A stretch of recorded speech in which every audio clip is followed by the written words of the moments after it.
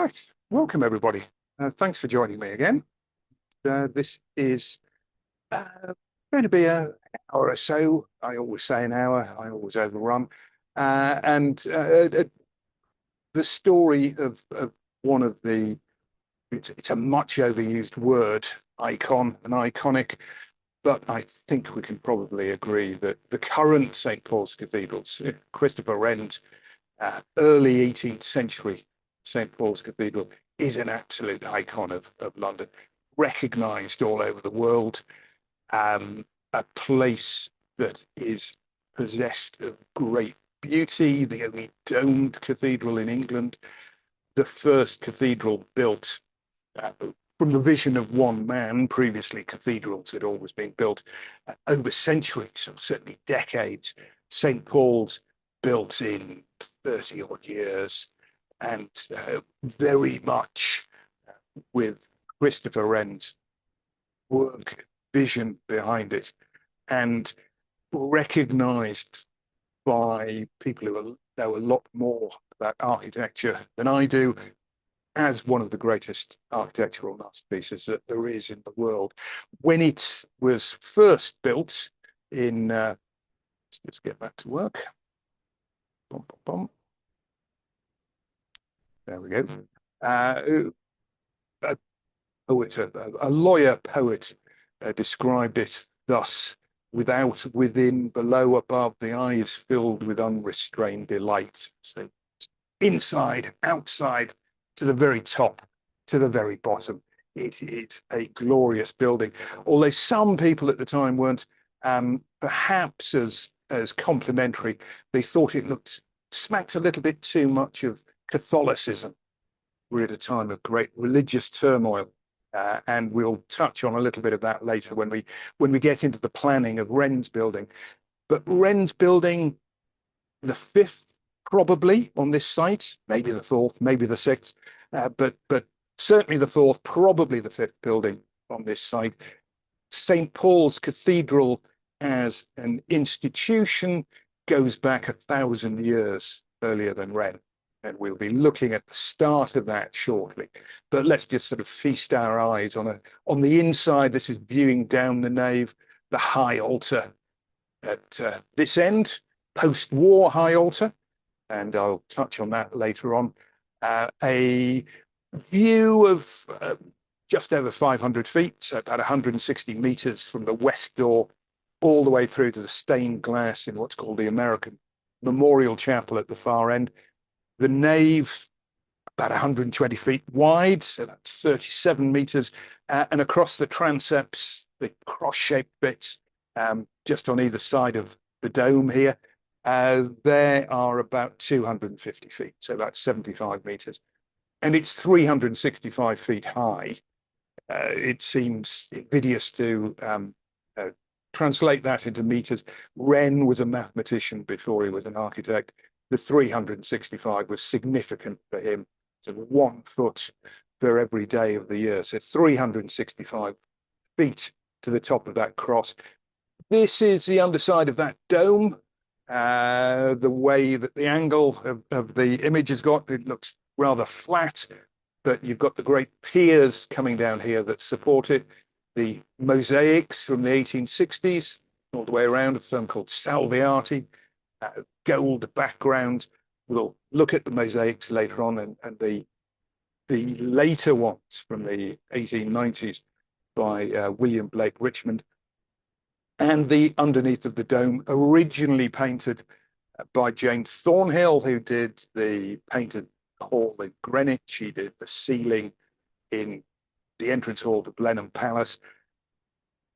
This was apparently varnished in the 1800s and made an absolute mess of, so it had to be redone again in the 1870s, but originally done by James Thornhill. We have as well, this is the view under the dome. You can see those Salviati mosaics a little bit better. View going down to the baldacchino, the cover over the high altar at the other end. And this is a photo from the other end. This is a photo from just by the high altar, looking into what's called the choir, the throne of the Bishop of London, because this is the seat of the Bishop of London. The throne, the cathedra, hence cathedral, done by Grinling Gibbons just here.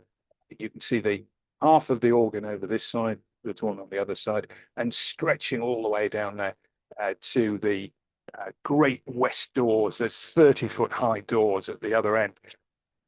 But, as I say, the story starts 1400 years ago, 1,000 years before the rebuilding that we currently see. The Wren's building was even started.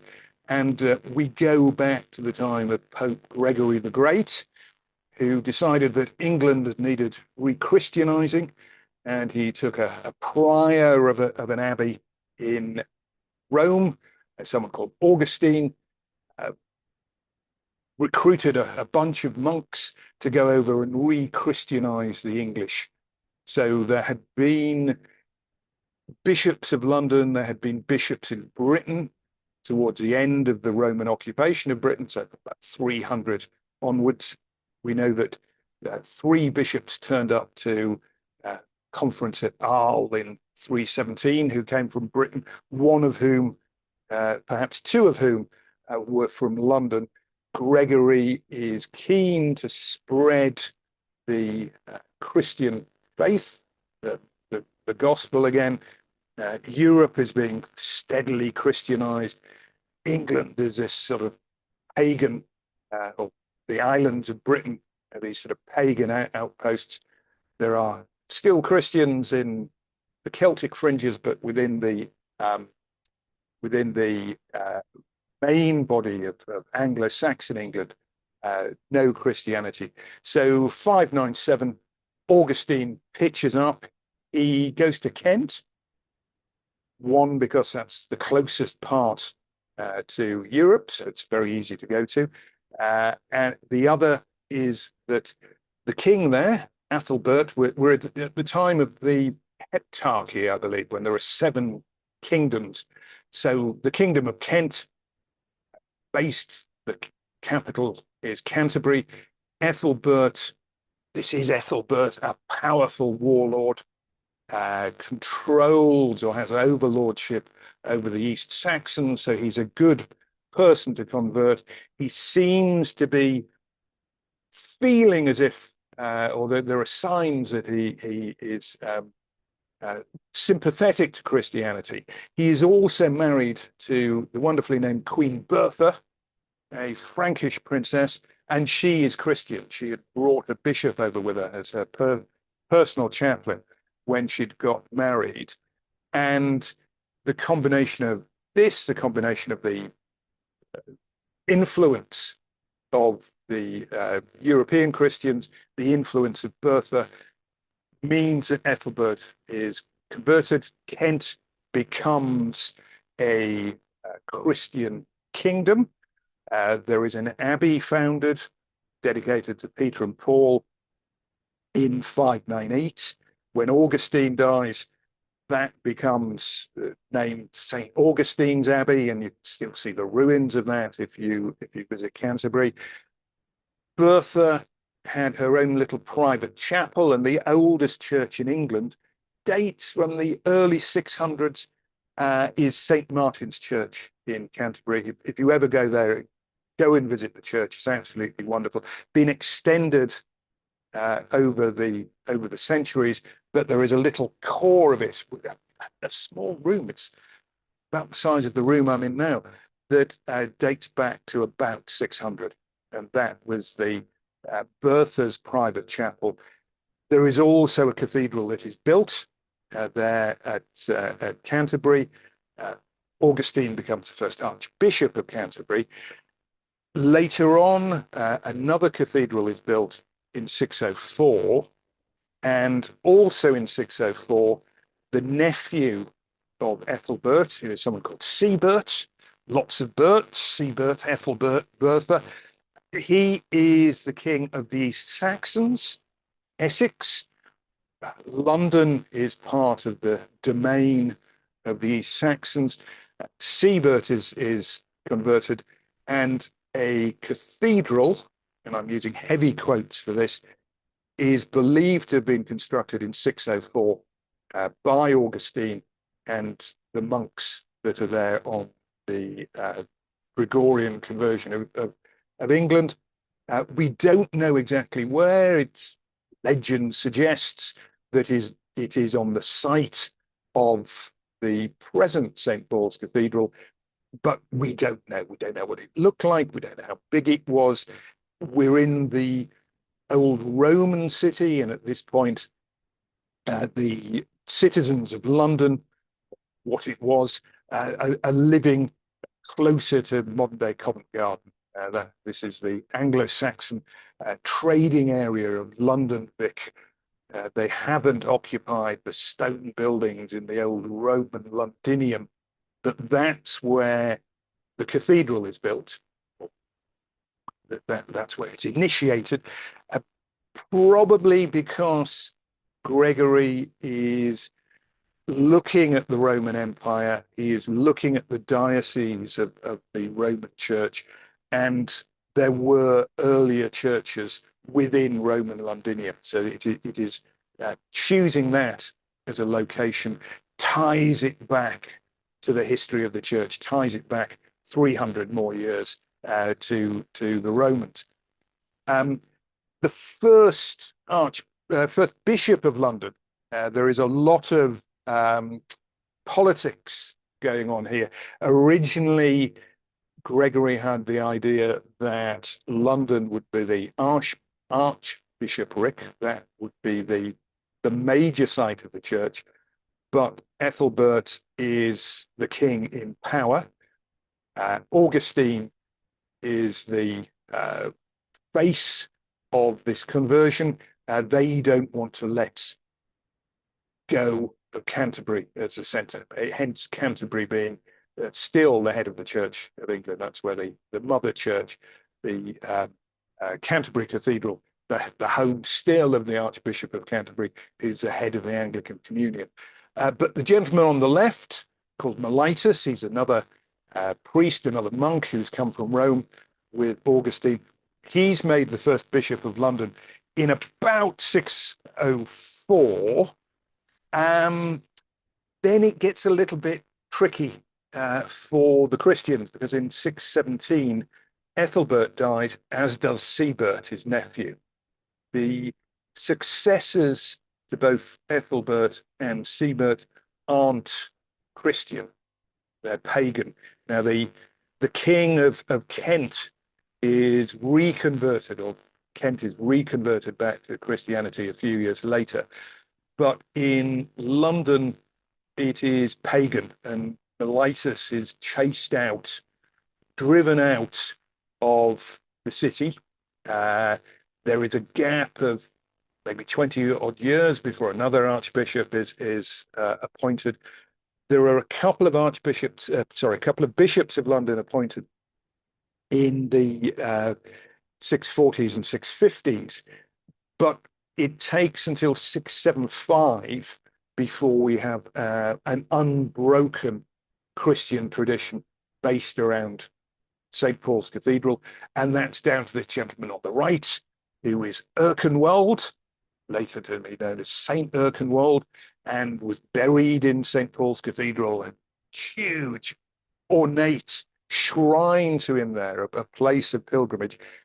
He becomes Bishop of London in 675 and rebuilds the church. So presumably Augustine's original church had either been damaged or was damaged sometime around 675. Erkenwald rebuilds it. Again, we've got no idea what it looked like, how big it was, what it was made out of. There is this rather wonderful church up in County Durham, which is called, as I look at my notes, Escombe, which was built between 650 and 700 using stones from a nearby Roman fort that were sort of robbed out and used to build this rather lovely little church. Perhaps St. Paul's Cathedral in 675 looked something like this. I am absolutely speculating, but I would love to think that They used some of the Roman stone to build themselves a stone building, and that would um, uh, form the basis of the successive buildings that went up. We're still in a time, so we've got ourselves to about 700. We're still in a time of religious foment. Gradually, the Anglo-Saxons are converted to Christianity, but from the late 700s, early 1800s onwards, 800s onwards, I love this picture. I used it a couple of weeks ago, so I thought I'd use it again. The Vikings start arriving now. Until they are Christianized under Alfred the Great in the late 800s, they are Norse pagan. We know they destroyed St. Paul's Cathedral in 962 as one of their frequent incursions. They overwintered in London 20 years, 120 years earlier in 871. I can't find any reference at all to what they did when they overwintered there, but I am very much suspecting that whoever was the Bishop of London at that point was not using St. Paul's Cathedral when it is full of the great heathen army of the Vikings. We don't know whether the Vikings damaged, stripped it bare. Had it had any gold and silver in it, I'm sure they would have taken it, whether the fabric of the building survived or not. But we do know that they did a later attack from the men from the north, ironically, when they'd been Christianized in 962, involves St. Paul's Cathedral being burnt down. That is then rebuilt. But that one, in its turn, is destroyed in 1087. There is a great fire in London. St. Paul's Cathedral burnt down. We're now at the time of the Normans, and we're at the time when the Normans are, William the Conqueror is still just on the throne. He dies in 1087. But he is the one that decrees that a new church ought to be built. He has this gentleman on the left, Bishop Maurice, to start it. You've got to remember as well that when 1087, Westminster Abbey is, what, 25 years old at that point? Westminster Hall hasn't started being built yet. This is going to be something built to show the power, the devotion, the skills of the Normans, of the new conquerors. This is Bishop Maurice at the coronation of Henry I, who is one of the sons of William the Conqueror, second of his sons to be king of England. Henry is very big on building this church. He takes off the tolls on the ships that are bringing the stone in to construct it. The work progresses, but every so often there is something that means that it can't progress as fast as they want to. It is going to be when it started, this sort of Romanesque construction. So going back to some of the classical styles of architecture, round arches that are wonderfully well decorated. You can still see some of that in the older parts of Westminster Abbey, for example, or you can see little bits of it in places like Temple Church or St. Bartholomew the Great near Smithfield. You can see elements of that Romanesque, and that's how this would have started. Durham Cathedral, for example, is perhaps the greatest surviving Romanesque building in Britain. But it's a very long build. So after Henry dies, we have 15 years of civil war, the anarchy, as it's known. In 1135, there is a great fire of London that destroys a lot of the buildings, interrupts the works that are going on. And the style of the building changes, or the styles generally change in architecture, so that by the time it is completed in the middle of the 1200s. We have got a building that is not Romanesque. It is early Gothic, a Gothic that's called Early English. This is called the Agas map, or the copperplate map from the 1560s. You can see St. Paul's here. Zoom in on it. You can see this extraordinary spire that was built. That went up in 1221. So the new cathedral is consecrated or rededicated in 1240. It is then extended in the 1250s. They take over another church, a chapel here. They move out east, and that is consecrated in 1300. So in the latter half of the 13th century, we are seeing the completion of this huge building. I mean, when it was built, it was the tallest building in the world. This spire here went up. Estimates vary. There's no definitive height for it, but somewhere between sort of 450 and 500 feet. So an incredibly tall building. It was 600 or more feet long. Some say 700. It was about 100 feet wide, so about 30 meters wide, 30 meters high within the span, and across the transepts, close on 300 feet, so 85, 90 meters. Bigger in every dimension than the current St. Paul's Cathedral. Truly one of the wonders of the world, a fantastic, a beautiful building. If we have a look at Wingard's panorama of London, it is over here. You can see the River Fleet here. You can see the city. This is Westminster, the Abbey and the Palace. Green fields all around Southwark and Bankside, the road going to London Bridge. You can get a sense of the size of it, the way it dominated the city. It's built on Ludgate Hill, which is one of the two big hills in the city of London. So not only is it 500 feet to the top of the spire, it's built on a hill as well. So from all around, you would have seen it. It was said to be the most beautifully decorated church in England. Exquisite stained glass, this glorious rose window, flying buttresses to die for those of you who like your Gothic architecture. The closest surviving building to that exists is something like Salisbury Cathedral.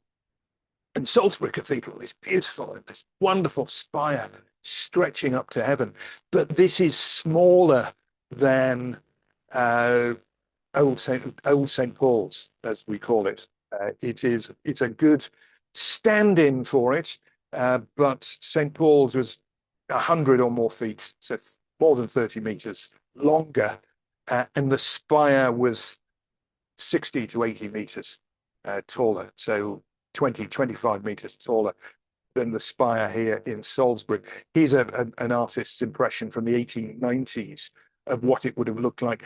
With the associated buildings around it, there are cloisters, there's a chapter house, there is a bell tower, there are lodgings for the dean.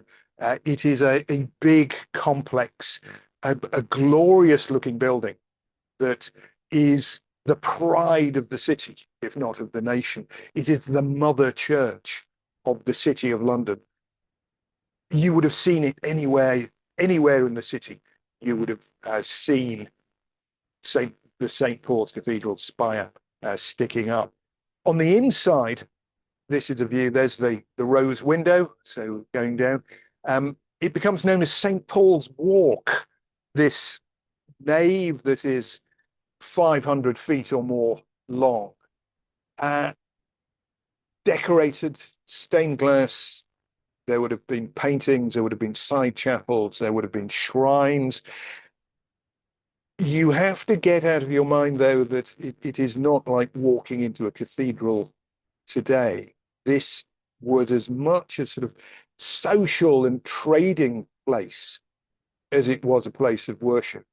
There is worship going on all the time, but generally behind the choir screen. In the center, in the nave, in the walk, you've got a marketplace from the 1300s right through to the late 1500s. You have got various bishops and others complaining that people are selling wares, selling beer, selling food, people playing ball on the inside to kicking a football around, shooting arrows at birds that have come in, so jackdaws and magpies and various other birds that have come in. There are beggars there, thieves there, prostitutes there. It's also a place where people met to gossip. So if you wanted to do business or if you wanted to find out what was going on, you'd arrange to meet friends or colleagues or clients and promenade down St. Paul's Walk. So it is, I guess, more like a sort of Middle Eastern souk or a bazaar than it would be than anything we'd recognise as a modern cathedral. It lasts. It's beautiful. It's the pride of the city. Unfortunately, the maintenance isn't as brilliant on it as it might be, nor perhaps some of the construction. It also suffers from various, again, ironically, acts of God, particularly in 1561, when the spire is struck by lightning, crashes down through the building. They have to repair the roof. They don't do it very well. Within 50 years, it needs repairing again, but they don't have the money from it. In the Reformation, the shrine of Erkenwald is got rid of. The side chapels, the cloisters are stripped bare. Things like the cloisters and the ancillary buildings are rented out to others, are sold off. There is not much put behind the maintenance of it. There are cracks in the stonework, some from this great crashing of the spire through the roof in 1561. By the end of the 16th century, it's becoming quite dilapidated, a little bit of an embarrassment to the citizens of London, but there's no money to fix it. Queen Elizabeth I doesn't give any money to fix it. James I has a sort of commission, is sort of recognizes the fact that it is falling apart and needs work doing to it. But again, the budget isn't there. A commission is set up. An architect called Inigo Jones, he did Banqueting House in Whitehall, St. Paul's Church in Covent Garden, the Queen's House in Greenwich. The first classical architects, the first sort of Palladian Renaissance architect to be working in Britain. He's given a commission to restore it, but he's not given the budget. What they do is they add a classical portico onto the front, and that is much praised, but it doesn't fix itself to the building that well. It can be seen coming apart. Some of that underlying problems that are there within the stonework and the maintenance are causing issues. Stones are falling off, killing. There are people killed from falling masonry. There are horses killed from falling masonry. We then get, so this is 1630s, we then get the English Civil War. The parliamentarian forces, London is a great stronghold of Parliament. They use St. Paul's Cathedral to stable horses at various times. They're also very iconoclastic. They are very Puritan. They're against anything that smacks of papism, of Catholicism. So more damage is done to the inside. Some of the stained glass windows that had survived the Reformation are shot out by some of the soldiers who are billeted there. By the time we get to the 1660s, it's a bit of a mess. And it's at this point that a young architect who is in line to become the king's surveyor of works, someone called Christopher Wren, is commissioned by one of these commissions to submit plans to restore old St. Paul's Cathedral. His original view is that you should just knock it all down and start again. The Dean and Chapter, the Bishop of London, they don't have the money to do that. They're also quite keen on preserving their building. Wren comes up with this plan to build a dome. The idea would be, he said, to build it over the tower. He's got into domes, you see, to build it over the tower and then take the tower down inside. The tower is causing a lot of the structural problems. So Wren has got this idea for a dome beforehand. That is pushed back. But the plans that he does submit to restore it, particularly repair the roof, do some fixing and patching, are approved. And in August 1666, scaffolding goes up, wooden scaffolding all the way around the building, boards over the roof so that they can take the roof up and repair it, which of course is days, a couple of weeks at most, before the Great Fire of London. Starts the 2nd of September near Old London Bridge, Pudding Lane. Big strong winds from the east. By the Tuesday, it starts on a Sunday. By the Tuesday, it has reached Old St. Paul's, and Old St. Paul's burns. Not helped by the fact, of course, that it is covered in wooden scaffolding. Boards are on the roof. Similarly, not helped by the fact that at this time, a lot of those outbuildings that had belonged to the church and had been sold off were being used by booksellers and printers and publishers. They see the fire starting, coming closer. St. Paul's Cathedral, big stone building. That's never going to burn down. So they bring their stock into the church in the East End, into St. Faith's Chapel. A burning ember, a burning piece of wood. The strong wind blows that onto the roof. The roof takes. The lead on the roof is melting, flowing down the streets like a river of bronze. The heat is so great that, according to John Evelyn, the stones are exploding like grenados with the heat. All of that combustible material helps the flames. It is reduced, not quite to rubble. Wren, surveyor, looks at it and says, no chance of rebuilding this. The Dean and Chapter feel that there might be potential, but Wren says the only way to rebuild it is to knock it down. You might be able to use its foundations. Takes a couple of years, but the Dean and Chapter finally agree that it needs to be demolished. Wren's first task is to demolish what's left. There are some quite substantial bits, as you can see from this illustration here.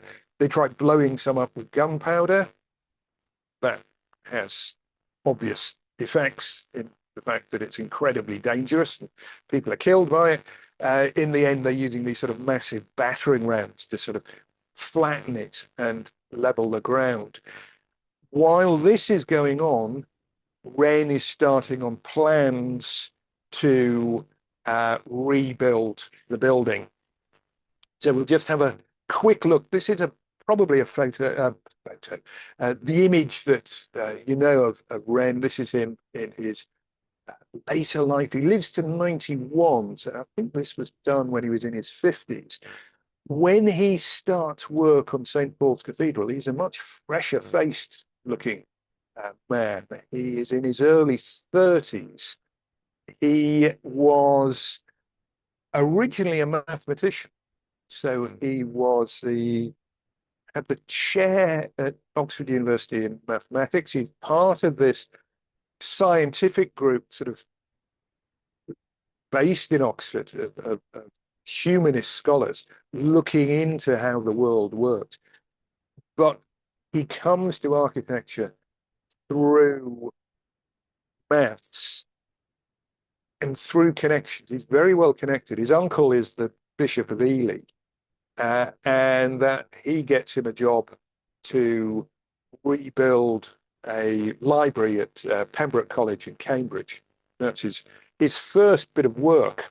He then does the Sheldonian Theatre in Oxford, which is where congregation meets, where degrees are handed out, which is not that well thought of at the time. It is thought to be showing that Wren really couldn't manage to build buildings very well. But whatever reason, again, his connections seem to work for him. He's appointed as King's Surveyor of Works in 1669 and given the task of bringing up plans for the new church that has to arise on the ruins of the old. He'd visited Paris in 1665 and been very impressed by the work that was going on there, particularly the redevelopment of the Louvre Palace. They're constructing domes. Wren loves the idea of a dome. He also loves the idea that the way that the French are working, the processes that they do. And he's bringing this back. But his main inspiration are classical forms, going back to the Romans and going back to make things mathematically precise. He's using his maths, he's working with scientists on the best way to construct buildings. He actually lives till 91. That on the right there is a copy of the death mask that was made. The original is in one of the Cambridge colleges, but this was on display in St. Paul's a few years ago. By the time he's died, he's not only built St. Paul's, he's rebuilt 51 churches in the city of London that were destroyed by the Great Fire of London, including one called St. Stephen Walbrook, which is the first dome church. He uses that as the basis for the experimentation he's doing on building domes, him and his friend Robert Hooke. He has built the Royal Hospital at Chelsea. He has worked on the one at Greenwich. He's built the Royal Observatory at Greenwich. He's worked on Hampton Court, Windsor Castle, Kensington Palace. Whitehall Palace doesn't exist anymore. He has built other works across London. His epitaph that is above his very understated gravestone that is tucked in a corner of the crypt is Si monumentum requiris circumspice. If it's a monument you require, look about you. So not just looking about you in terms of looking about St. Paul's Cathedral, but looking at London. He is the person who had the most effect on London any time up until the 21st century. Maybe the sort of Norman Foster towers have had these days are more visible. But right until the 20th century, all of the tallest buildings in London were Wren churches or the Wren cathedrals. So he is given the task of redesigning it. He submits a first design, an earlier design, which is thought of not to be ambitious enough. It's using the foundations of the old cathedral. It is incorporating a portico that looks like Jones's work, but he is sent back to the literal and the metaphorical drawing board to come up with something grander, something bigger. And the first of the major designs he comes up with is called the Greek cross design, which you can see in front of you here. A big dome. I mean, basically, it's a basilica. The king loves it. The king at the time, Charles II, thinks it's wonderful. But this is a commission that is a big committee. It has got to get the approval of the King, the Lord Mayor, the Bishop of London, the Dean and Chapter, the Archbishop of Canterbury, and the religious side of it hate it. They think it is far too Roman Catholic, smacks far too much of popery. It is doesn't follow any Anglican tradition. And this is an issue throughout the building. Now we've got 5 different monarchs who are alive while the building is being constructed. What's called the warrant design, which is what's in front of you, is the one that's signed off by Charles II. It has the royal warrant stitched in silk onto the paper. It's got the seal on it that shows, yep, this is the approved design. This is what the committees have all agreed can be built. And this is signed off in 1675. So we're nearly 10 years after the Great Fire. And this is Wren's starting pistol. He can now hire the contractors. He can get the masons working. He can start building. But you can see that it looks nothing or very little like what emerges. Wren is allowed by the King to make ornamental changes. And sometimes it is said that once Wren had got that sort of nod on the side that he could do what he wanted, he ignored everybody else and built what he wanted to build. But there is a process of discussion going on with Parliament, with the subsequent monarchs. Charles II, sympathetic to Catholicism, his successor James II, an out-and-out Catholic. You then have William and Mary going back to Protestantism, but probably over their reign, the anti-Catholic feeling lessens. So Wren is allowed to adapt and change his building. This is close to the final design for it. When it's finally done, the tower is a little bit bigger. The dome is, the outside of the dome, a little bit squatter. But this is something that is built and changed as the work progresses. A lot of the main structure of the building is done by 1700, but the dome doesn't start going up till about 1702. Parliament declares it, first services in, I think, 1707, 1708. Parliament declares it finished in 1710, officially declared complete. And that is the church that we see in front of us now. The Wren has to make a couple of compromises, both inside and outside. On the outside, he didn't want this balustrade around the base of the dome. He also wanted copper on the roof, whereas lead was put on. There are some compromises inside as well, which I'll come to shortly. But this is the building that is finished, open to the general public in 1710. On the south transept, so up here, it has got this device within the pediment, within that triangular bit. It is a phoenix rising from the flames.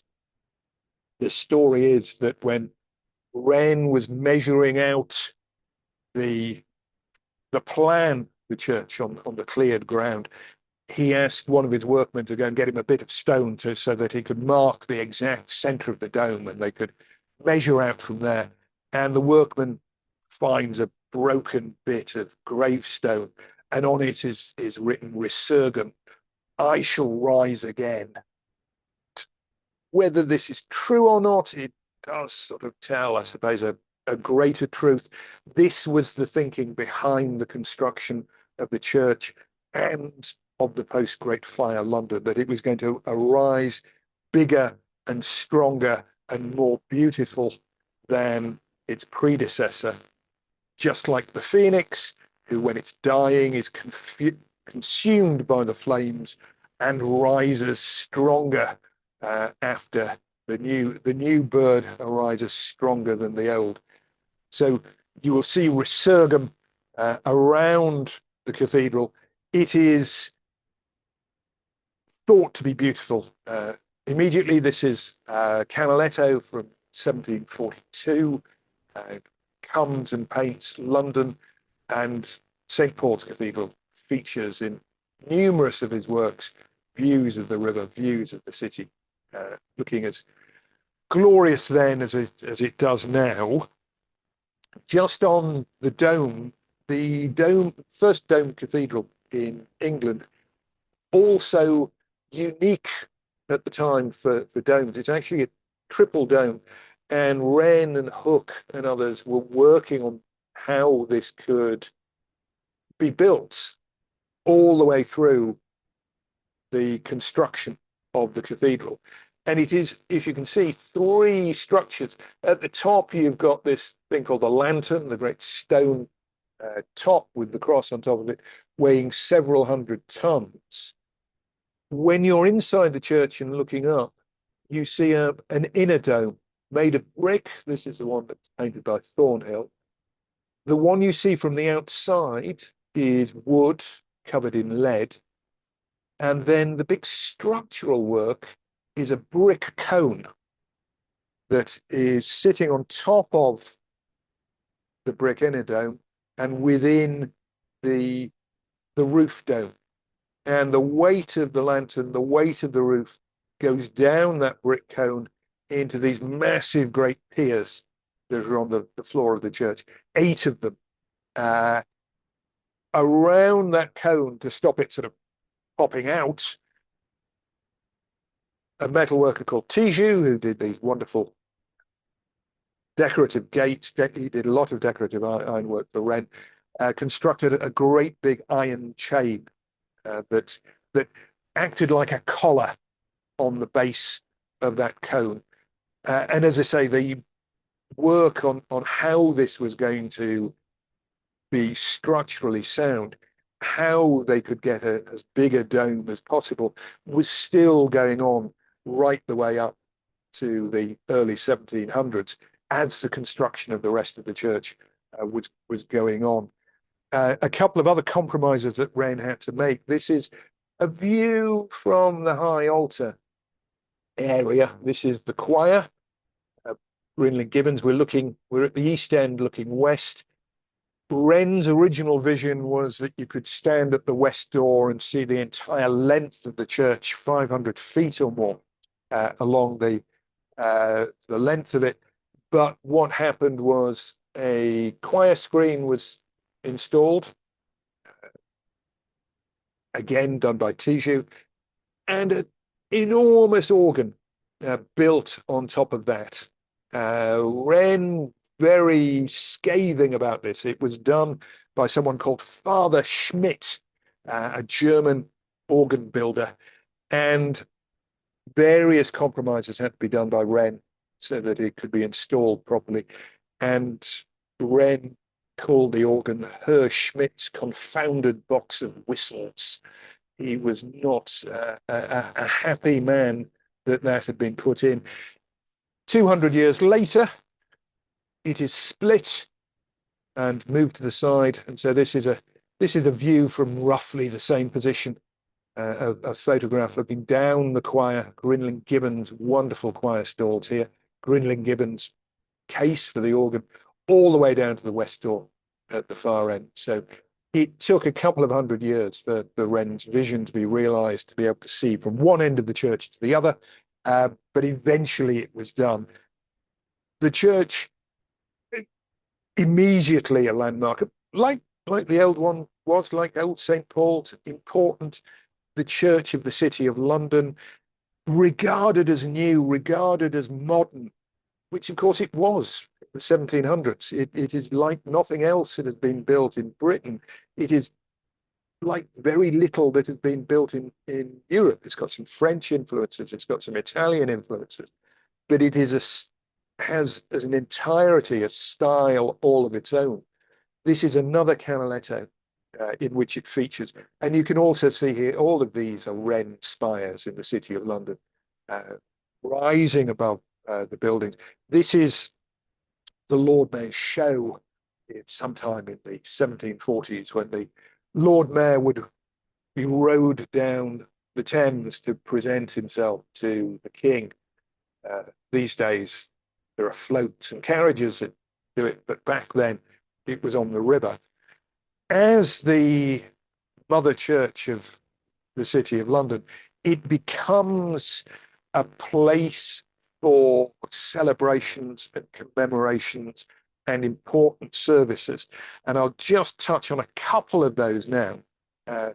The biggest one to date, when this was done, this is 1806, January 1806, the funeral of Nelson, who'd been killed in the October before at the Battle of Trafalgar, the great hero of the late 1700s, early 1800s. Body lies in state at Greenwich, then taken down the river to the old Admiralty building, and then through the streets of London to a service at St. Paul's.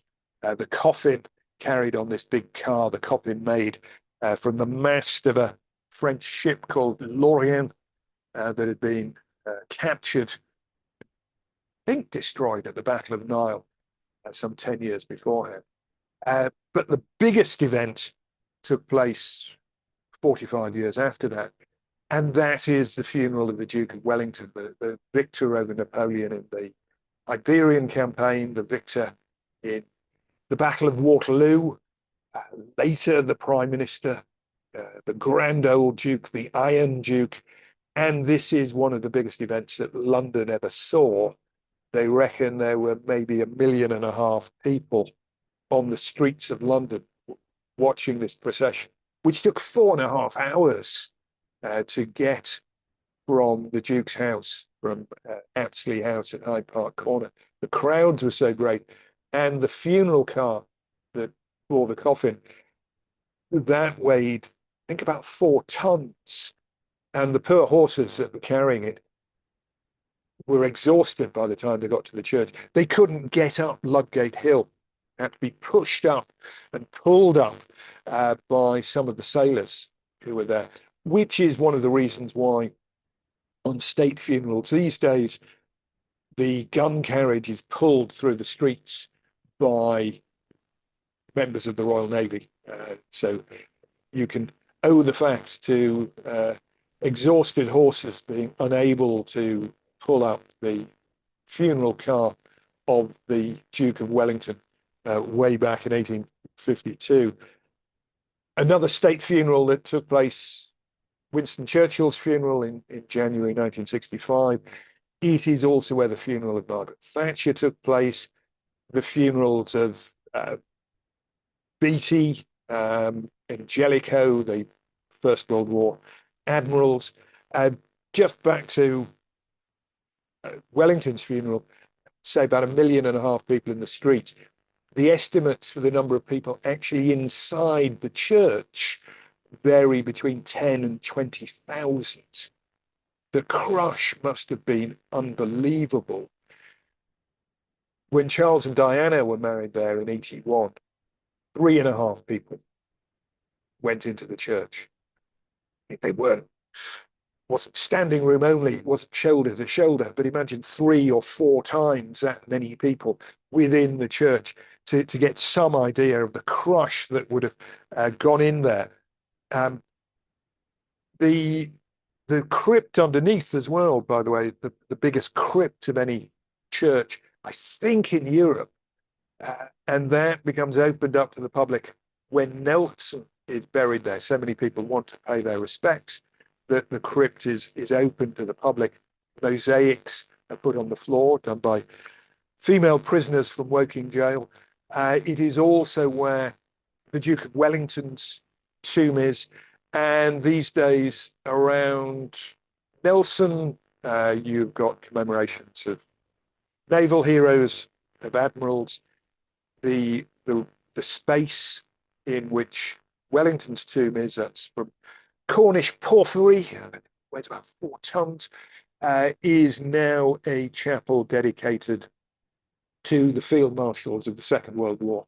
So you have that military and naval associations still there.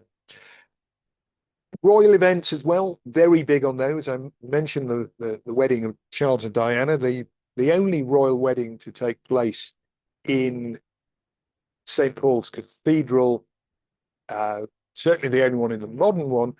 The previous one to that was when the son of Henry VII married Catherine of Aragon, but that is the first son of Henry VII, Prince Arthur, marries Catherine of Aragon, dies a few months later, is succeeded by his brother, Henry, who becomes Henry VIII, who in turn marries Catherine of Aragon.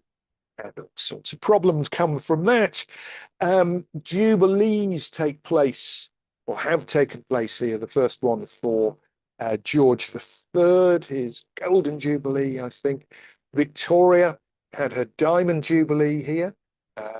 By the time that happened, 1897, she is well into her late 70s, is too old, too frail to go into the church. So the carriage pulls up and the service comes out to her.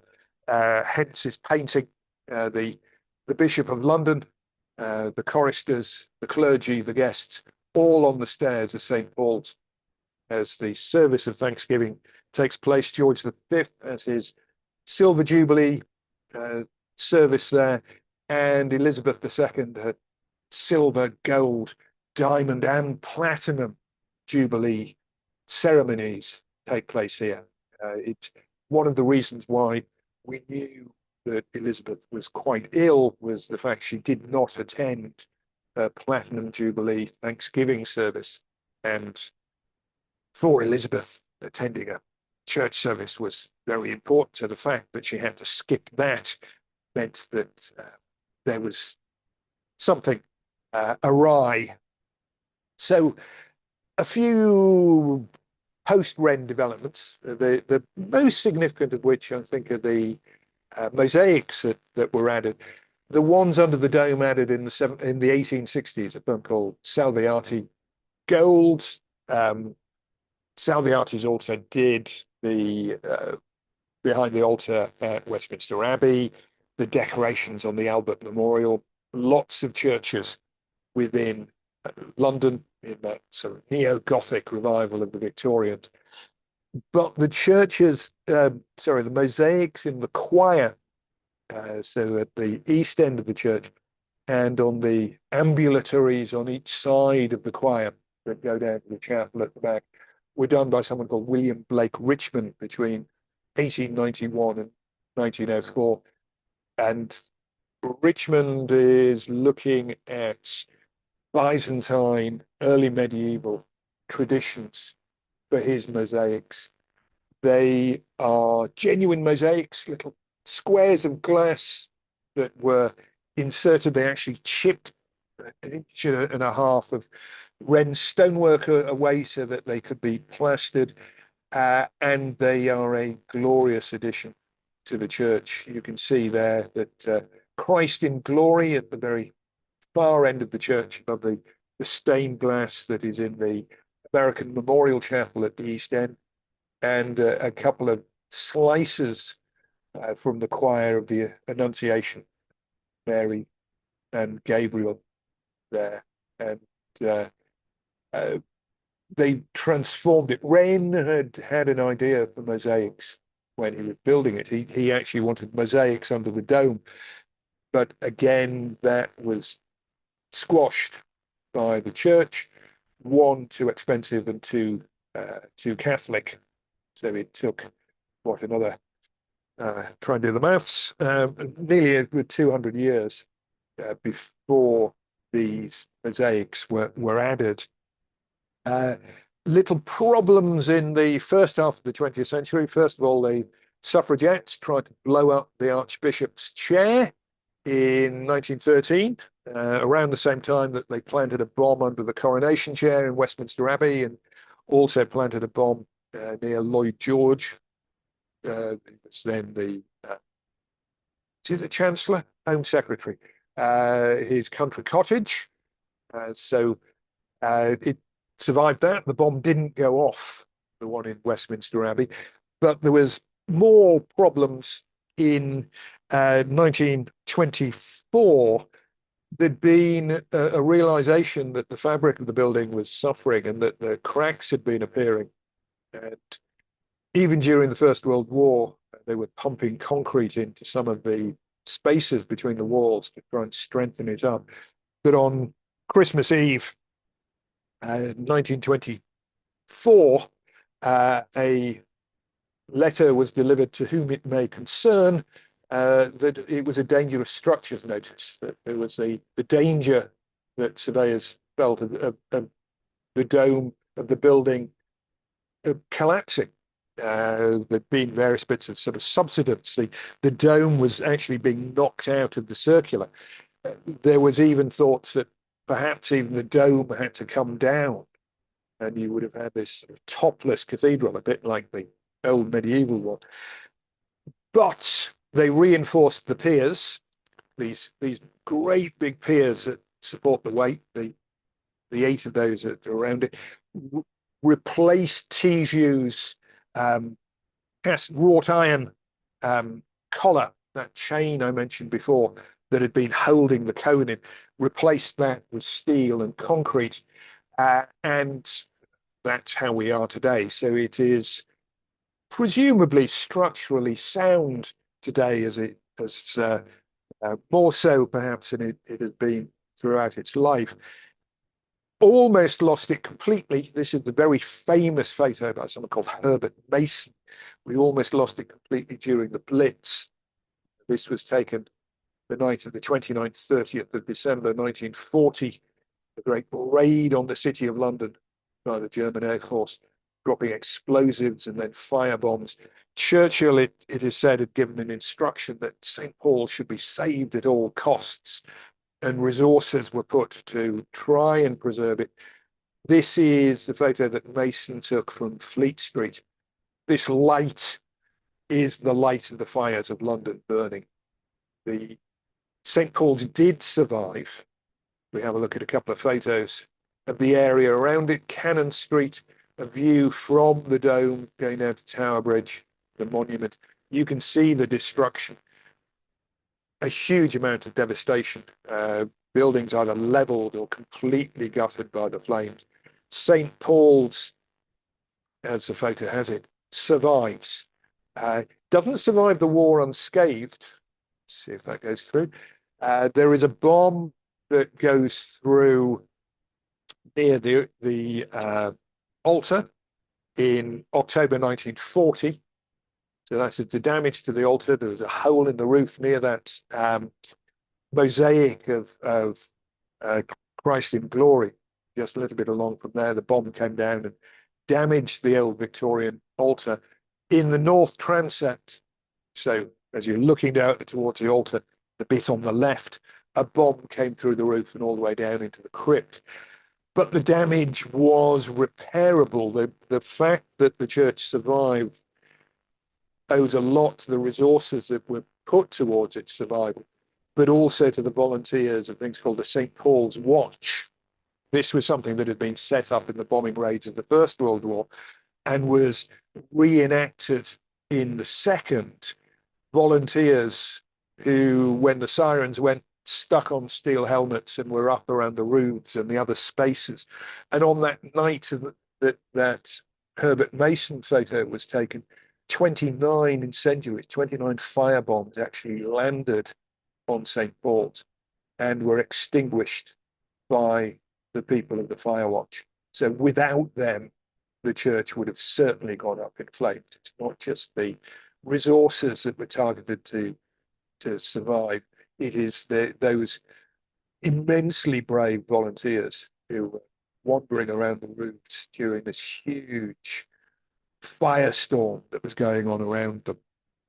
So after the war repaired, a new altar, you see it on the right, done by an architect called Stephen Dykes Bower, which modeled or inspired by an earlier design by Wren, who wanted a marble altar with an oak canopy. So these twisting columns are made of oak. At the far end of the church, behind the altar, where the worst of the bomb damage was, that was converted to the American Memorial Chapel, which has got the Roll of Honor, the 29,000 of the names of the 29,000 American servicemen based in Britain who were killed during the Second World War in a Roll of Honor that was commissioned by Eisenhower in 1951. Still there, they turn a page every day and then start again. But the church has also been radically cleaned.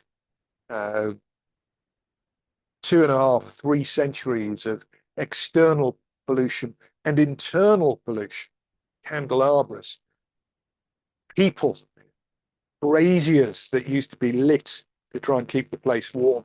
There are brass grills on all of the floor because they used to have braziers underneath in the crypt, so warm air would try and raise it. It was grey on the inside. The massive cleaning project that took place at the turn of the last century has brought back the whiteness of the Portland stone that Wren commissioned. And one final thing to do with it, and that is the fact that it is a London icon and it is one of the protected views of London. There are some protected views of what I'm going to call Big Ben, the Elizabeth Tower, but St. Paul's Cathedral is the center of that. The earliest one is one from Richmond Hill, so a dozen miles or more. If you're on top of in Richmond Park, they trim the trees so you can look through and see the tiny dome of St. Paul's in the distance. But there are also now protected views from Alexandra Palace, from the Royal Observatory at Greenwich, from Blackheath, from Primrose Hill, Parliament Hill, somewhere else in Hampstead Heath that I've forgotten. You are not allowed to build so that those views are blocked. This 1902 one was the original. From 1938, there was a sort of gentleman's agreement, as they called it, that one shouldn't build too close to the church. But that was formalized in the 80s, then written into law in 91 and reconfirmed by the mayor in 2007. And that is one of the reasons why this is the London model, the city model in the London centre, just near Guildhall. And you can see now perhaps why some of the buildings of London are these strange shapes. This is Richard Rogers' cheese grater in Leadenhall, and this is the building known as the Scalpel. And they are built like that so that they lean away from the road, they lean away from the vista of St. Paul's Cathedral dome from Greenwich. So the 300-year-old dome of St. Paul's is influencing the shape of buildings in London in the 21st century, which it ought to be, shouldn't it? It is rather wonderful. And the final, I quite like this photo, not one of mine, of course. I take terrible photos, but this is St. Paul's in the sunset. I think probably from the Tate Modern, so just across the river. You might just see below my Instagram handle the little phoenix there, and an absolutely beautiful building and a beautiful sunset. And long may it survive. And if you ever come to London, it is open to the public. Go and visit. You will not be disappointed. It is utterly glorious. Finish there. Pause for a couple of minutes just to give myself or a couple of seconds, just to give myself a point of where the video should